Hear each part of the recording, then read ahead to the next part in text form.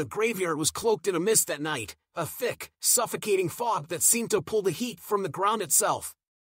I'd been working as the town's grave digger for nearly a decade, so digging in the dead of night wasn't anything new to me. But this time, the circumstances were different. It started earlier that day when a man in a black suit arrived at my tiny shack near the graveyard. He introduced himself as an agent of some agency I'd never heard of, and he said he had a body for me to bury. No name, no papers, just a request for discretion. That should have been my first red flag. The man gestured to a sleek black van parked just out of sight. Two others climbed out and pulled a long, narrow casket from the back. They didn't talk much, just handed me a thick envelope filled with cash and left as quickly as they'd come. I didn't even get a good look at the guy in the box until later. It was nearly midnight when I finally opened the casket. The man inside looked wrong. His face was pale, almost translucent, and his lips were tinged with a strange bluish hue, but it was his eyes that got to me. Even in death, they looked alive, wide open as if frozen mid-scream. I shuddered, trying to shake the feeling of being watched. I dug deep that night. Deeper than usual, though I couldn't have told you why. Maybe it was the strange stillness of the cemetery or the oppressive way the fog hung low to the ground. Or maybe it was something about the man's face. I kept feeling like he was watching me. When I finally lowered the casket into the ground, I muttered a half-hearted prayer. The moment the first clump of dirt hit the lid, a cold wind swept through the cemetery, whistling like a scream between the tombstones. I froze, my shovel poised in midair, straining to hear past the wind. I could have sworn I heard whispering. "You're imagining things," I muttered to myself. But my voice sounded weak, even to me. I hurried to fill the grave and tamp the earth flat, trying to ignore the gnawing unease in my chest. When I turned to leave, I made the mistake of glancing back at the headstone. It was blank. Just a nameless slab of granite standing guard over the stranger below. Back in my shack, I poured myself a drink to steady my nerves. I sat by the window, staring at the cemetery, half expecting to see something move among the graves. The unease lingered like a second shadow. Then, as I lifted my glass for another sip, I caught a reflection in the window. My heart nearly stopped.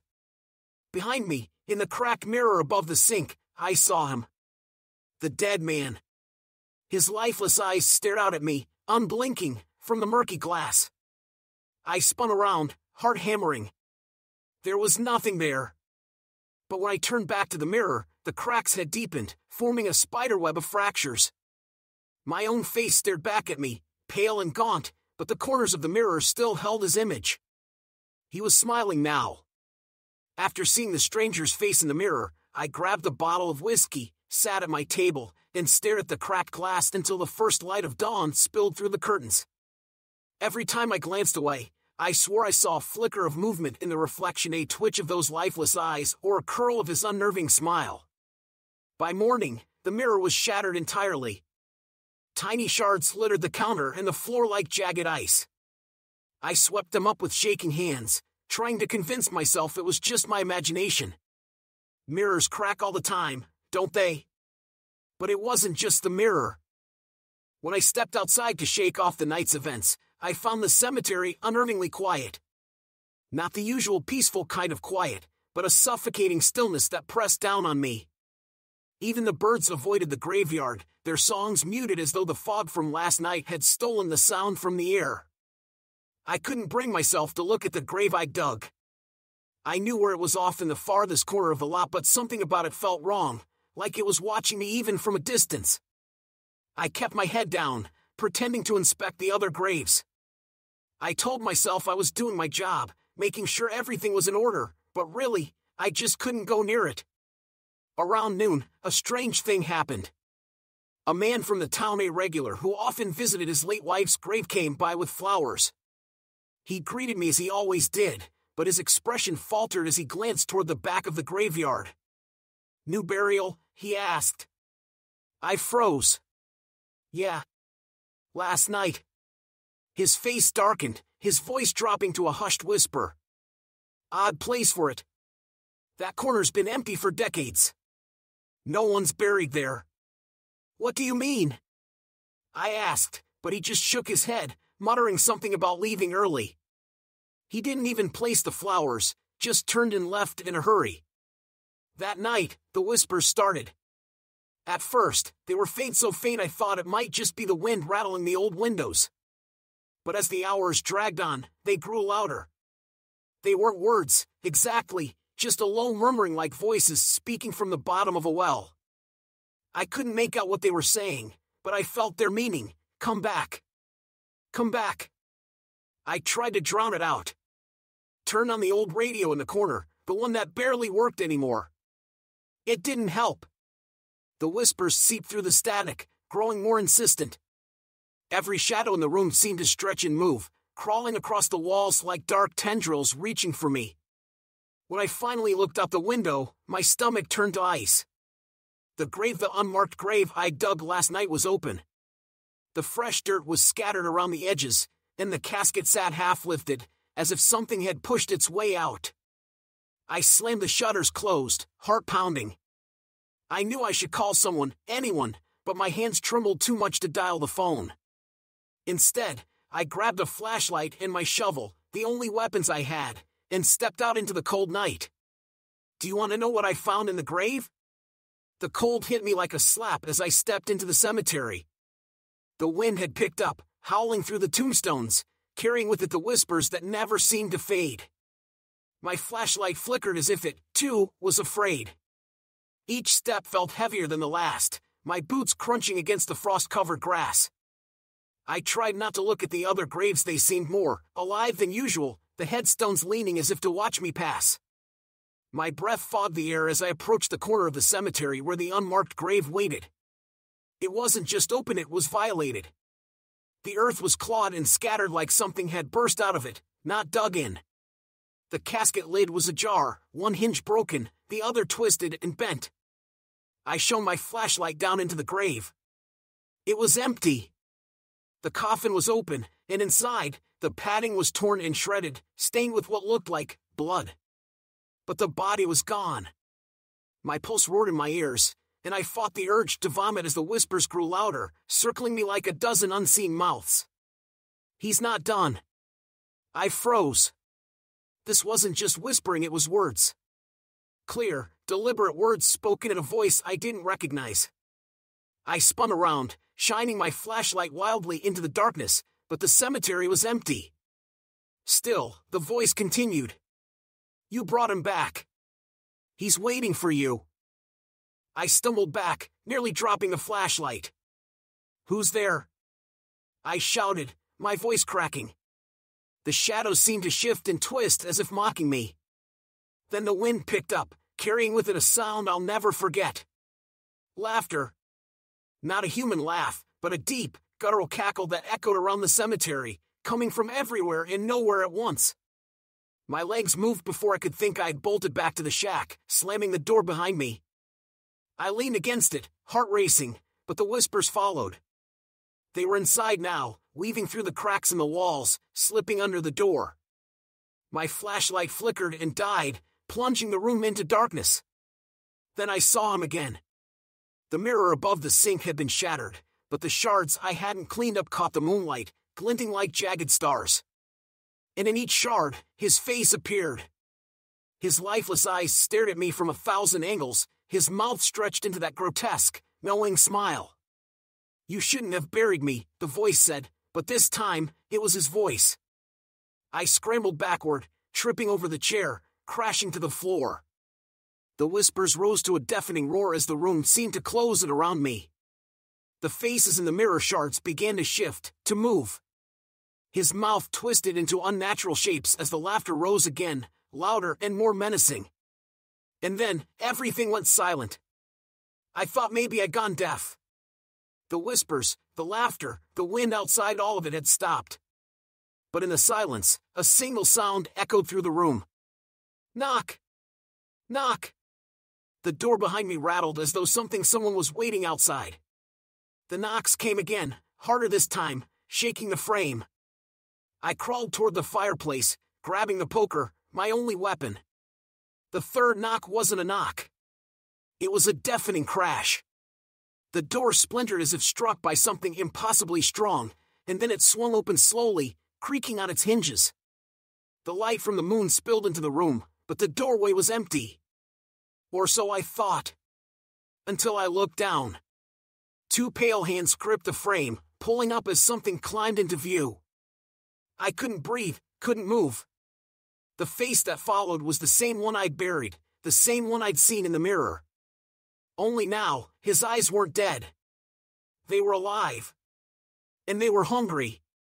Do you want to know what happened when he stepped inside? I couldn't move. My body was locked in place, frozen as the thing pulled itself into the doorway. It wasn't just the man I'd buried. No, this was something else entirely, wearing his face like a mask. The way it moved was wrong, jerky and uneven, like a marionette with tangled strings. Its pale hands stretched unnaturally long as it gripped the doorframe, and its head tilted in sharp, unnatural angles, as if studying me. Those eyes, once lifeless, now burned with something dark and ancient, a malicious light that pierced straight through me. "Why are you here?" I managed to croak, the words barely audible over the pounding of my heart. It didn't answer. Instead, it stepped fully into the room, dragging one foot behind the other in a sick parody of a man. Each step it took seemed to distort the air around it, bending the light and warping the room. The whispers returned, faint at first, but growing louder with each step. The thing opened its mouth, and for a moment, I thought it might speak. But what came out wasn't words, it was a sound. A low, guttural growl that rose into a high-pitched wail, like the scream of metal being torn apart. I clapped my hands over my ears, but it didn't help. The sound wasn't just in the air, it was in my head. And then it smiled. Not the subtle, unnerving smile I'd seen in the mirror. This was something far worse. Its mouth stretched impossibly wide, tearing at the edges as though its face was splitting apart. Rows of jagged teeth glinted in the dim light, and a foul stench poured from its maw, a sickly sweet rot that made me gag. I stumbled back, clutching the fireplace poker, my knuckles white. "Stay back!" I shouted, swinging the iron rod wildly. The thing didn't flinch. It didn't even blink. It just kept coming. When it was only a few feet away, it stopped. Its head tilted again, and its eyes locked onto mine with an intensity that made my skin crawl. I felt an overwhelming pressure in my chest, like it was sucking the air out of the room, out of me. "You brought me here," it said finally, its voice a distorted echo of the whispers I'd been hearing all night. "Now you will finish what you started. What do you want?" I demanded, my voice shaking. Its smile widened, and it raised one long, bony finger, pointing past me. My blood ran cold as I realized what it was pointing at, the mirror shards still scattered on the counter. Before I could react, the thing lunged. Its movement was sudden, faster than anything I'd ever seen. I swung the poker as hard as I could, but it was like hitting smoke. The iron passed straight through, and I stumbled, crashing to the ground. The next thing I knew, it was towering over me. Its long fingers wrapped around my wrist, cold and impossibly strong, pulling me to my feet as though I weighed nothing. My screams caught in my throat as it dragged me toward the mirror shards. "Look," it commanded, its voice rattling in my skull. I tried to resist, tried to twist free, but its grip was unbreakable. It forced me to my knees before the counter, my face inches from the largest shard of glass. And then I saw it. Not my reflection. Not the stranger's face. The grave. The shard didn't show the room around me, it showed the cemetery. The unmarked grave was open again, but this time, I was standing in it. My own face stared back at me from the bottom of the pit, pale and lifeless. "No," I whispered, shaking my head. "This isn't real. This can't be real." The thing leaned close, its breath cold against my ear. "It's only beginning." And then it shoved me forward. Do you want to know what happened when I woke up? When I woke up, I was choking. My mouth was full of dirt, gritty and cold, the taste of decay bitter on my tongue. I clawed at the blackness, my fingers tearing into packed soil above me. Panic gripped me as the realization hit I was buried. My lungs burned as I fought to free myself, my mind racing through fragmented memories of the creature's grip and the mirror's haunting reflection. The whispers returned, louder now, echoing all around me, inside my head. Deeper. Stay. Belong. I screamed, the sound muffled by the earth pressing down on me. My hand struck something solid wood. The casket. My casket. No. I howled, pounding against the smooth surface. This isn't real. Let me out. The lid creaked under my blows, but it didn't budge. I felt the walls closing in, the air growing thinner. My breaths came in short, ragged gasps. The weight of the dirt above was suffocating, crushing me inch by inch. I was going to die here. That's when I felt it. Something cold brushed against my ankle. I froze, every nerve in my body on edge. Then it moved, slithering up my leg like a snake, coiling around my calf. I kicked, desperate to shake it off, but the more I struggled, the tighter its grip became. Get off me! I screamed, twisting and thrashing. The thing, whatever it was, moved higher, its icy touch crawling over my thigh, my hip, my chest.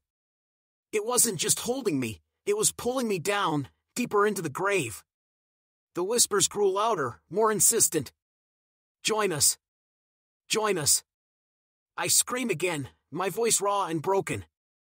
My hands scrabbled against the wood, desperate for something, anything, to hold on to. And then, just as the last of my strength faded, the casket lid gave way. The earth above me crumbled, spilling into the coffin as I clawed my way upward. My fingers broke through the surface, and I gasped, sucking in the cold night air. I dragged myself out of the grave, coughing and shivering, my body caked in dirt. But the whispers didn't stop. I looked around, my vision blurred and my head spinning. The cemetery was alive with movement, shadows shifting between the tombstones, shapes that shouldn't have been there. The open grave yawned behind me like a mouth waiting to swallow me whole.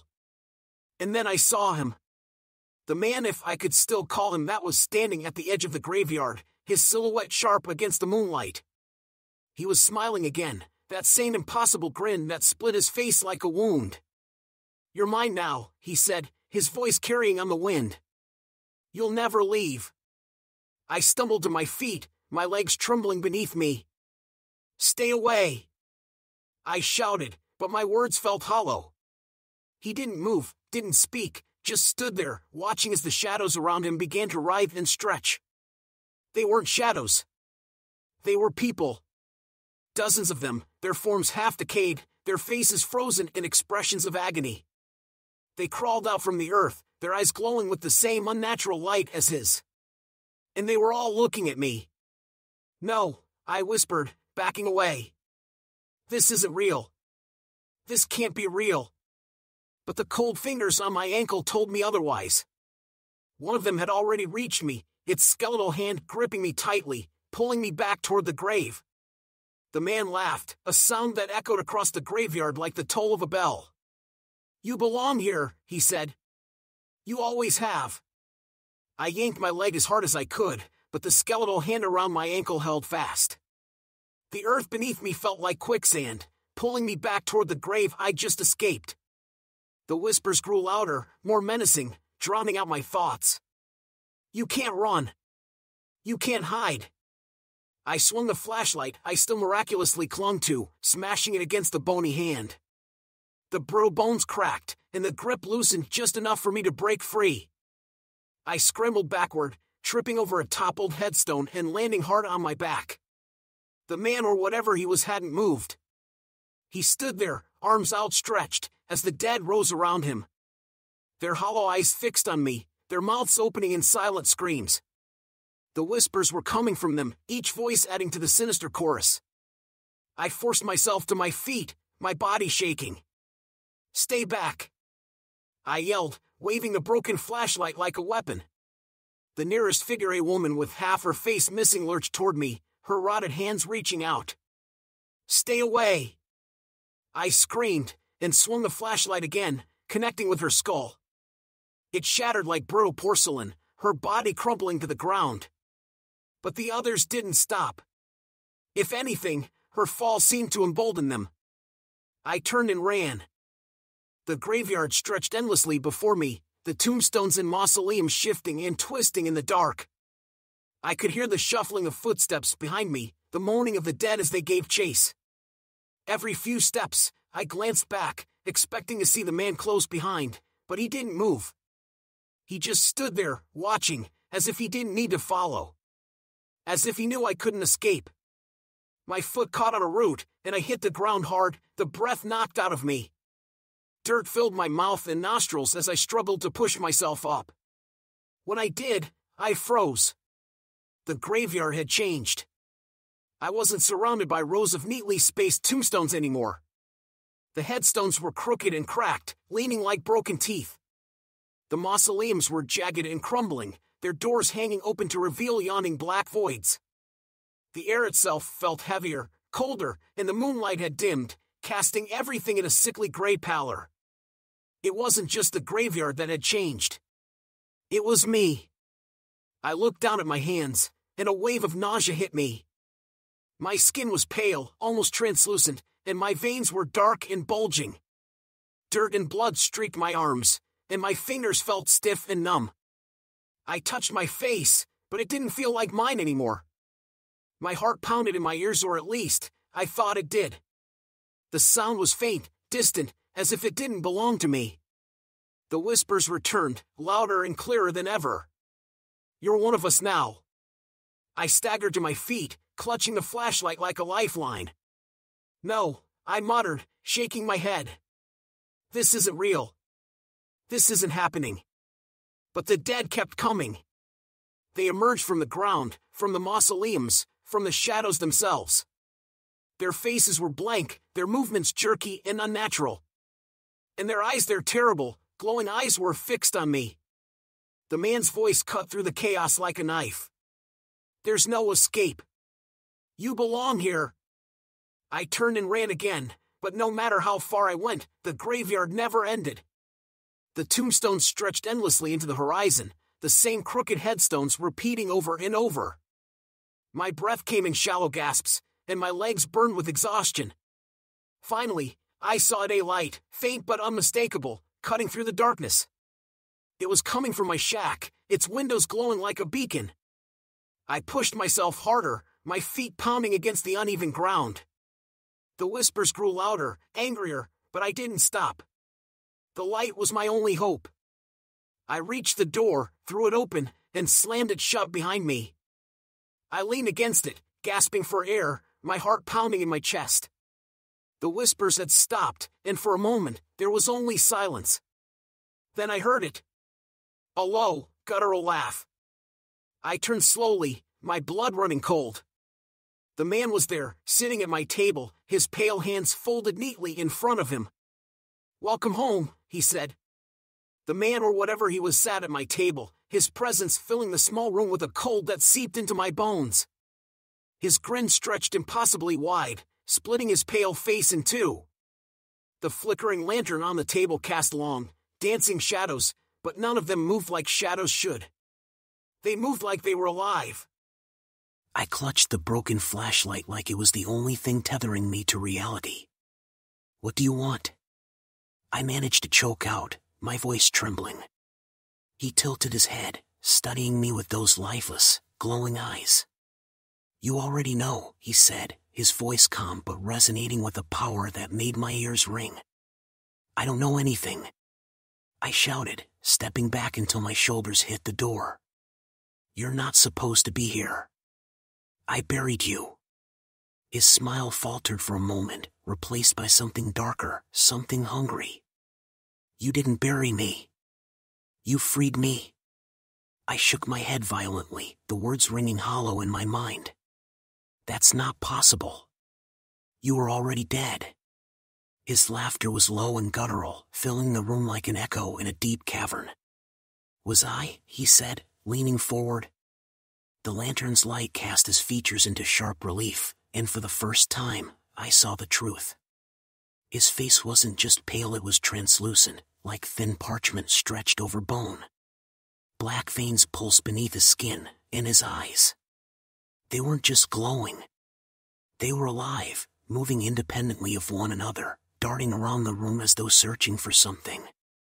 "You opened the door," he continued, his voice soft and menacing. "You brought me back. And now, you will take my place." "No," I whispered, shaking my head. "I won't. I didn't ask for this." He stood slowly, his movements fluid and deliberate, like a predator cornering its prey. "None of them did," he said, gesturing toward the shattered mirror shards on the counter. For a moment, they flickered to life again, each shard reflecting faces not mine, not his, but dozens of others. Men, women, children. Their expressions were frozen in terror, their mouths open in silent screams. My stomach turned, and I staggered away from the counter. What are you?" I whispered. He stepped closer, his shadow stretching unnaturally long across the floor. "I am what waits," he said simply. "I am the debt that must be paid." I didn't understand his words, but I didn't need to. The overwhelming dread that gripped me said enough. Whatever he wasn't just a man, and he wasn't just dead. He was something far worse. I didn't agree to any of this. I shouted, my voice cracking. I was just doing my job. His grin returned, wider than ever. "Your job brought you here. Your choices kept you here. And now..." He raised a hand, and the lantern's light dimmed, plunging the room into near darkness. "You will stay here." The whispers returned, louder this time, swirling around me like a storm. The shadows on the walls grew longer, reaching toward me with clawed hands. The man's form blurred, shifting and twisting until he was no longer human. His limbs stretched, his body elongating into something grotesque and inhuman. I screamed, swinging the flashlight wildly, but it passed through him like smoke.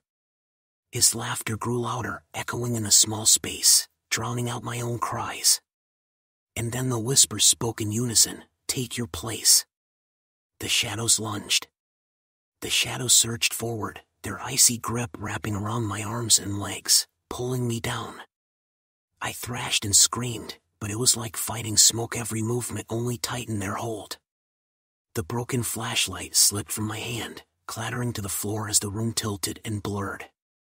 "Let me go!" I shouted, my voice barely audible over the deafening whispers. "Please." But the thing stood still, his grotesque form towering above me. His grin was wider than ever, his eyes glowing like twin flames in the darkness. "You will," he said, his voice reverberating through my skull. "But not here." The shadows yanked harder, and suddenly the ground beneath me gave way. The world flipped, and I was falling, spiraling into an endless black void. The air was cold and thin, my screams swallowed by the darkness. Around me, flashes of light appeared, images, like memories, but they weren't mine. Graves. Coffins. Faces of the dead. They flickered and vanished, replaced by more and more until they blended into a cacophony of horror. I hit the ground with a bone-jarring thud. The impact knocked the air from my lungs, and I lay there gasping, my head spinning. The whispers had stopped, replaced by an oppressive silence that pressed against my ears like cotton. When I finally opened my eyes, I wished I hadn't. I was in a tunnel long, narrow, and lined with jagged stone walls.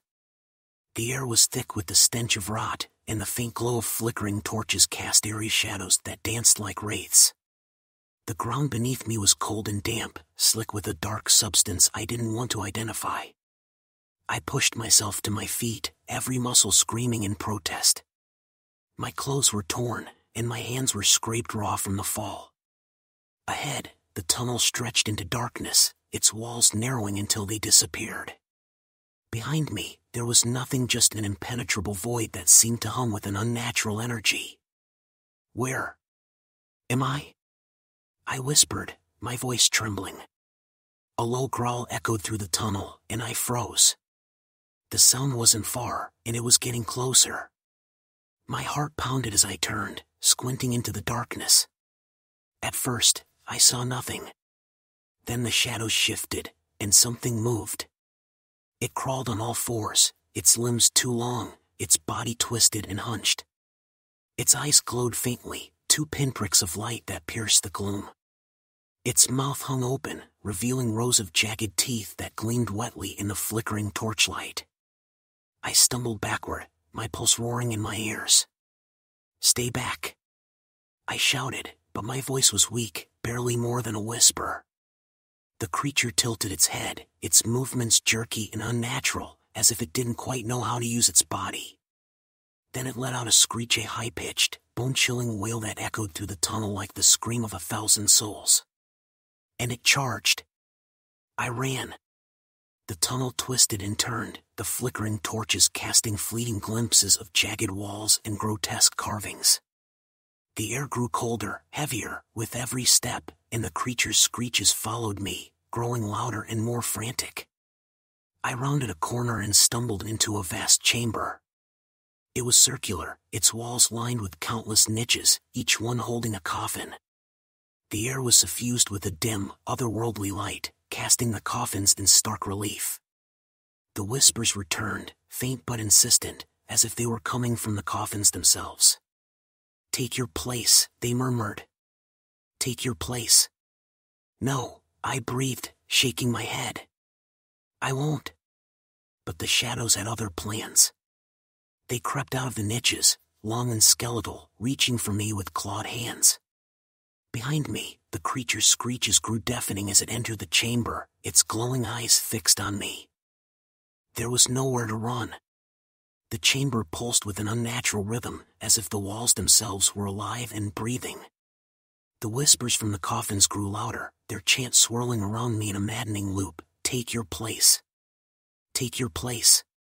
The creature's screeches echoed through the room, and I spun around, desperate for an escape. But the chamber was a dead end, its curved walls lined with endless coffins, each one emanating a faint, sickly glow. The shadows that had pursued me writhed along the edges, their skeletal forms shifting as they inched closer. "Stay away!" I screamed, backing toward the center of the room. The flashlight was gone, lost in the chaos, and I was unarmed, my hands trembling as I groped for anything to defend myself.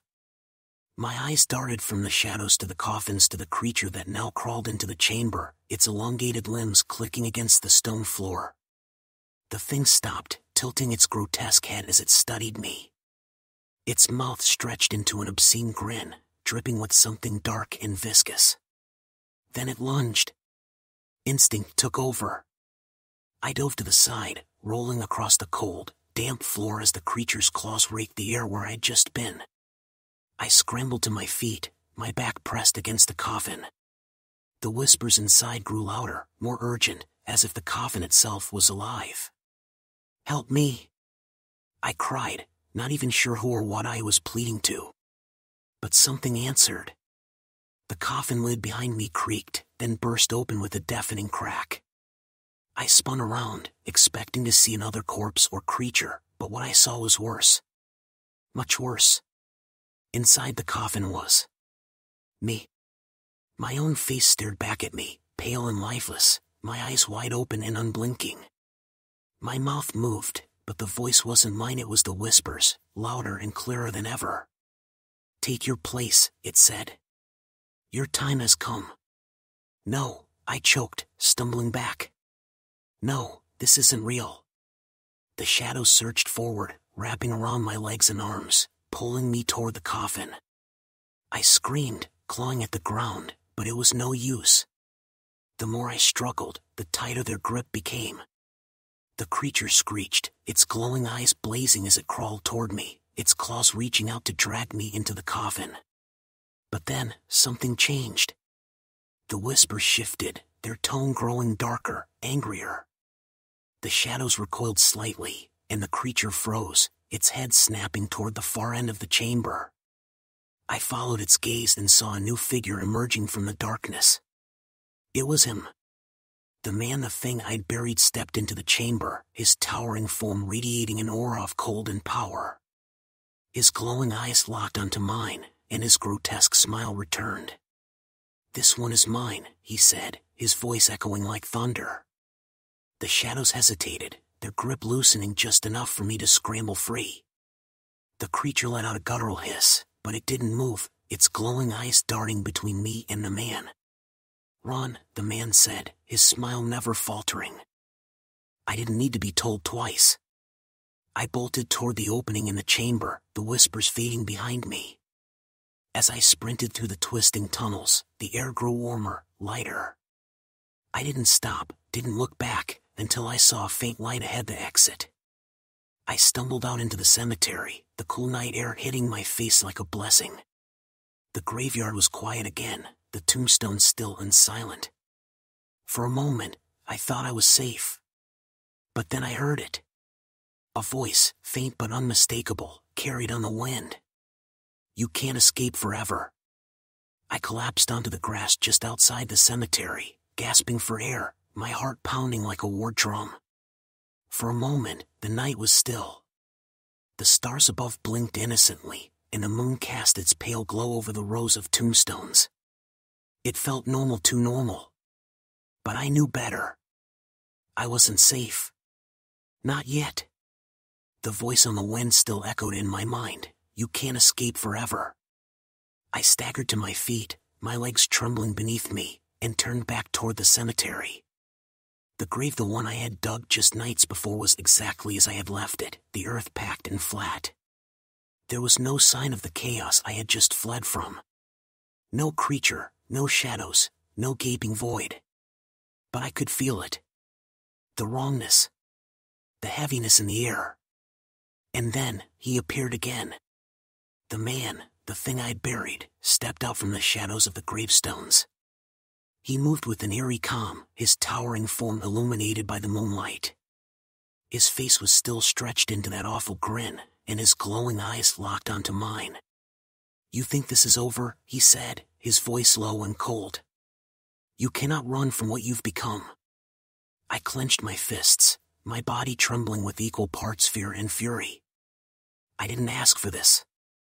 I shouted. I didn't choose any of this. His grin widened, if that were even possible. No one chooses. The grave chooses for them.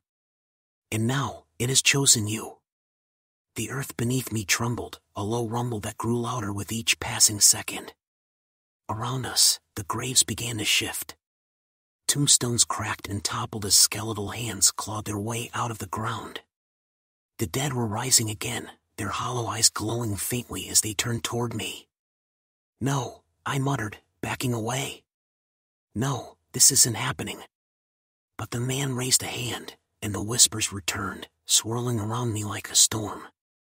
The dead moved closer, their decayed forms lurching toward me, their whispers growing louder, deafening. "Take your place. Take your place." I stumbled back, my mind racing. There was no escape this time. No tunnel, no shack, no man to intervene. It was just me and them. And then I saw it. The shovel. It was still propped against a nearby tree, the same one I'd used to dig the stranger's grave. My fingers itched for it, the only thing I could think of to fight back. Without hesitation, I lunged for it, gripping the handle tightly. The first corpse reached me, its skeletal hands outstretched. I swung the shovel with all my strength, the blade smashing into its brittle skull. It collapsed in a heap, but the others kept coming. I fought with everything I had, the shovel cutting through bone and rotted flesh. But there were too many of them. For every one I took down, two more took its place. I was surrounded, their clawed hands grabbing at me, dragging me closer to the man at the center of it all. He watched me with amusement, his grin never faltering. "You can't fight the grave," he said, his voice echoing through the night. "It always wins." But as his words sank in, something inside me snapped. I wasn't going to let this thing, whatever it was, drag me down without a fight. With a guttural scream, I turned and ran not away, but toward him. The dead clawed at me, tearing at my clothes and skin, but I didn't stop. I swung the shovel at the man's towering form, aiming for that sickening grin. The blade connected. His head snapped back, and for the first time, his grin faltered. The whispers stopped, the dead froze, and the ground beneath us trembled violently. "You don't belong here," I shouted, swinging again and again. "Go back to where you came from." The man's form began to flicker, his features blurring like smoke caught in the wind. His eyes dimmed, and his grin finally disappeared. "You can't win," he hissed, his voice weak and fading. "The grave is eternal." With one final swing, I struck him down. His body dissolved into ash, scattering on the wind. The dead around me collapsed, their bones crumbling to dust. The whispers faded, leaving behind an eerie silence. The graveyard was still again. I dropped the shovel, my hands shaking, and collapsed to my knees. The dawn was breaking, the first rays of sunlight piercing through the trees. The nightmare was over. Or so I thought. As I stood and turned to leave, I saw it. My own grave.